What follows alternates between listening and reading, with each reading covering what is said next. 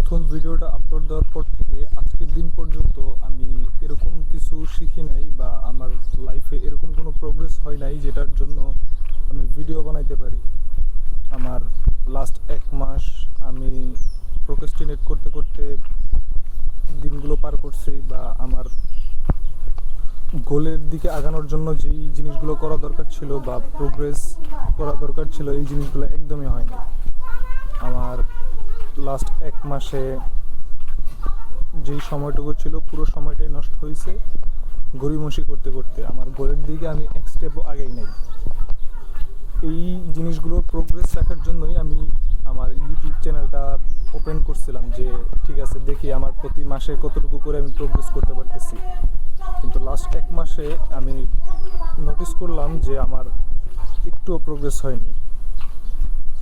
তো এই ডিসিপ্লিন থেকে বের হয়ে যাওয়ার কারণে আমার লাইফের একটা মাস একদম জিরো প্রোগ্রেস, আমার 1-2% প্রোগ্রেসও হয়নি। এজন্য আমি আমার নিজের মাইন্ডকে ডিসিপ্লিন করার জন্য, অথবা বলতে পারেন নিজেকে নিজের কাছে একটা শাস্তি, এই শাস্তি হিসেবে আমি ডিসাইড করছিলাম যে নেক্সট ভিডিও আমি যেদিন বানাবো সেই দিনে আমি 100 পুশ আপ দিব। আমি এই ল্যাক অফ ডিসিপ্লিনের জন্য নিজেকে শাস্তি স্বরূপ 100 পুশ আপ দেওয়ার ডিসাইড করছিলাম যে 100 আমি পুশ আপ দেবো। কিন্তু অনেক দিন ধরে এই যে বললাম ডিসিপ্লিনের অভাবের জন্য আমি এক্সারসাইজও করতেছিলাম না। আমি আজকে 100 পুশ আপ দিতে যাই দেখি 50টা দেওয়ার পর আমি পারতেছিলাম না। যদি আমার প্রোগ্রেস না হয় তাহলে আমার শাস্তি স্বরূপ, ইউটিউবে ভিডিও বানানোর শাস্তি স্বরূপ আমি নিজেকে পুশ আপ দেবো। আমার 100 পুশ আপ পুরোপুরি কমপ্লিট হয় নাই, কিন্তু যতটুকু সম্ভব আমি চেষ্টা করছি। দ্বিতীয় ভিডিও বানানোর সময় যদি আমার প্রোগ্রেস এরকম জিরো থাকে তাহলে দ্বিতীয় ভিডিওর সময় আমি 200 পুশ আপ ছাড়া ভিডিও বানাবো না। তৃতীয় ভিডিওর সময় যদি আমার প্রোগ্রেস একদম জিরো থাকে তাহলে আমি 400 পুশ আপ ছাড়া বানাবো না।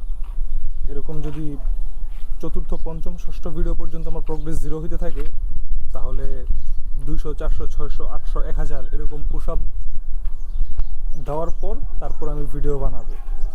তো এই জিনিসটা করার কারণ হচ্ছে নিজের মাইন্ডকে ডিসিপ্লিন করা, নিজেকে একটা শাস্তি দেওয়া যে কিছু একটা করতে হবে, বা নিজের সময়গুলোকে এভাবে অযথা নষ্ট না করা। আর আমি ভাবছিলাম আমি ফিক্স ছাড়া ভিডিও বানাবো, কিন্তু নিজের মধ্যে একটা হেজিটেশন কাজ করতেছিল প্রথমবারে যে ভিডিও বানাবো, চেহারা দিয়ে ভিডিও বানাবো নাকি বানাবো না, বা এরকম কোনো একটু লজ্জাবোধ করতেছিলাম। কিন্তু এই লজ্জাবোধটার জন্যই হয়তো আমার 1 মাস নষ্ট হয়ে গেছে। নিজের প্রতি নিজের কনফিডেন্স ছিল না, যে মানুষ কি বলবে বা এই আমার আশেপাশের সমাজ ব্যবস্থা আমাকে কি বলবে, এই জিনিসগুলো ভাইবা আমি আর ভিডিওটা বানাইনি। কিন্তু পরে আমি ভাবলাম যে আশেপাশের সমাজ ব্যবস্থার কথা চিন্তা করে লাভ নেই।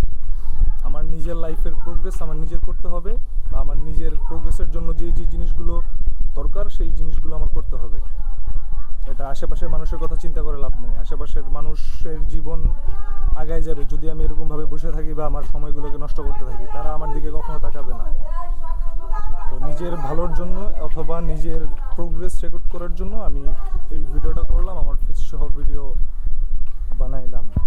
ইনশাল্লাহ পরের ভিডিওতে আশা করি আমার শাস্তি নিতে হবে না, নিজেকে নিজে স্যাটিসফাইড করতে পারবো যে না ঠিক আছে প্রোগ্রেস হচ্ছে, অল্প কিছু হলেও প্রোগ্রেস হচ্ছে।